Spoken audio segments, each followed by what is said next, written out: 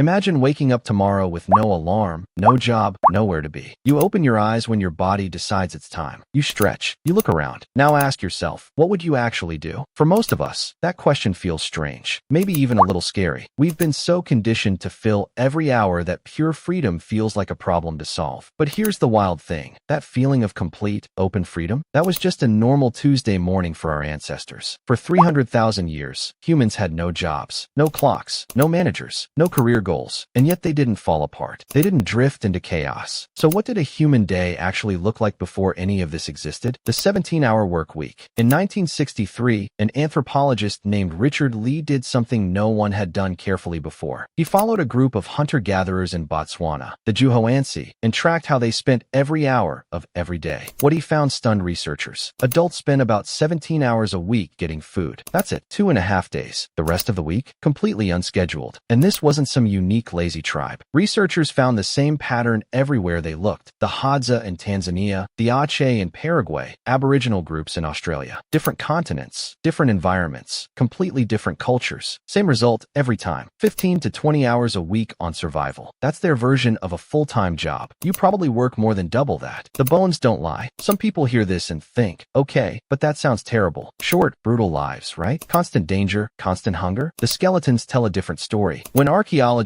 compare ancient hunter-gatherer bones to the bones of early farmers, people who came after, people who had agriculture and supposedly better lives, the hunter-gatherers win badly. The farmers were shorter. Their spines showed arthritis from years of hunching over crops. Their teeth were rotting from grain-heavy diets. They had signs of malnutrition baked into their bones. The hunter-gatherers? Taller, stronger, healthier joints, better teeth. They were doing less repetitive physical labor than the farmers who replaced them, not more. Agriculture wasn't an upgrade. For the individual human body, it was a downgrade, a trade, more food security, but harder lives. The art problem. Here's the thing that should really make you think. If ancient life was a constant, desperate scramble for survival, if every waking hour was spent just trying to stay alive, then something found in a cave in southern France in 1994 simply shouldn't exist. Deep inside Chauvet Cave, painted 30,000 years ago, are horses, lions, and rhinoceroses. Not crude shapes, not stick figures. These are paintings with perspective, with shading, with motion. Whoever made them understood how to show a leg mid-stride, a mane catching wind. This is the work of someone who practiced, someone who had time to get good. And it's not just one cave. In South Africa, archaeologists found 100,000-year-old seashells with tiny holes drilled through them, jewelry strung on a cord. The nearest beach was 20 kilometers away. Someone walked 40 kilometers round trip just to collect pretty shells, then spent hours drilling holes in them with stone tools. Not for food, not for warmth, to look good. In Germany, a 40,000-year-old flute carved from a vulture bone. 5 finger holes, perfectly spaced. Whoever made it understood pitch, understood melody, and spent significant time and focus making something whose only purpose was music. When you look at the full picture, across Europe, Africa, Asia, ancient sites are filled with decorated objects, elaborate tools far fancier than they needed to be, and evidence of focused creative work with zero immediate survival benefit. These weren't desperate people. These were people with enough time and safety to make things beautiful. A day in the life. So, let's actually walk through what a day probably looked like. You wake up around dawn. The fire from the night before is still going. Someone feeds it. You eat leftovers. Some meat, some gathered berries, maybe nuts. Breakfast is slow and social. People talk. There's no agenda. Mid-morning, a small group might head out to hunt or gather. But, and this is key, not every day. If a hunt went well 2 days ago, if food is stored, if everyone's comfortable, you might not go at all. Instead, you might spend the morning sharpening tools, weaving something, working an animal hide until it's soft and usable. Not because a boss told you to, because being skilled at things earns respect, because making things well feels good. If hunting happens, it's not the frantic Hollywood sprint you're picturing. Humans are persistence hunters. We track animals at a steady jog for hours until they overheat and stop. We can do this because we sweat. We're the only species that can cool ourselves efficiently while running. We don't outrun animals. We outlast them. 3 to 6 hours. Animal comes back to camp. Everyone eats. And then, by early afternoon, the productive part of the day is basically done. 6 hours of nothing. What happens next is the part modern people find almost impossible to understand. People just existed. They sat in the shade and talked. They played with kids. They groomed each other. The primate version of social bonding that built trust you could literally bet your life on. They carved designs into bones. They napped. They stared at clouds. Anthropologist James Sussman documented this carefully. Among the Chauvet, adults spent about 6 hours a day in what he called called social time. Not working, not sleeping, just being with other people. And this wasn't wasted time. In a world with no police, no courts, no written contracts, your relationships were your safety net. If people liked you, they shared with you when things got hard. If they didn't, you were in real trouble. So you invested enormous amounts of time in those bonds. Not as a strategy, because it felt good, because it's what humans do. The firelight hours. Then the sun went down, and something shifted. Anthropologist Polly Wiesner spent years recording conversations among the Juhoansi and noticed a clear pattern. During the day, people talked practically. Where are the animals? Which plants are ready? Who isn't pulling their weight? But at night, around the fire, 81% of conversations changed completely. Stories, myths about how the world was made, tales of ancestors who did impossible things, jokes, wild hypotheticals, the kind of thinking that only happens when your stomach is full and you feel safe. Wiesner argued this is actually where human culture was born, in those firelit hours when survival was handled and the mind could finally wander somewhere bigger. And sleep itself worked differently. Before electric light, humans didn't sleep in one long block the way we do. They slept in 2 phases, about 4 hours, then a wakeful middle period of an hour or 2 in complete darkness, then 4 hours more. People used that quiet middle time for reflection, for thinking, for low-key intimacy. Waking up at 2 a.m. wasn't insomnia. It was normal. Then everything changed. About 10,000 years ago, something happened that altered the entire human story. Someone planted seeds on purpose. Agriculture sounds like progress, and in some ways it was. You could feed more people, build larger communities, create specialization. You could have potters and soldiers and priests and eventually cities. But it was also a trap. Once you start farming, you can support more people. More people need more food. More food needs more farming. Within a few generations, the population grew so large there was no going back. Too many mouths for hunting and gathering to feed. You were locked in, and farming was hard. Plowing, planting, weeding, harvesting, storing, protecting crops from animals and other humans. The bones of early farmers show it clearly. They worked more, ate worse, and died younger than the hunter-gatherers who came before them. But the population kept growing, and with it came specialists, then hierarchies, then wages, then employment. The idea that your time belongs to someone else in exchange for the resources you need to survive. By the time we built cities, the original human life was gone. The trade we made. Here's where we've ended up. You will spend about 90,000 hours of your life working. Your distant ancestors spent roughly 17 hours a week on survival. You sleep in one block and panic when you wake at 2 a.m. They slept in 2 phases and used the darkness for reflection. You make art if you can squeeze it in around your job. They made art because making beautiful things was just what you did when the food was handled. You saved freedom for retirement. They woke up inside it every single morning. None of this is meant to make you feel cheated, because there's no going back, and modern life has real gifts your ancestors never had. You will probably live twice as long. You have medicine. You have heat in winter that doesn't require a fire you personally built. You can hear music made by people who lived on the other side of the planet. But it's worth sitting with the truth that the life you're chasing, the one on the other side of success, the retirement fantasy of having time to do what you love and be with people you care about and make things and rest and just be, that wasn't some distant reward for ancient humans. That was just Thursday.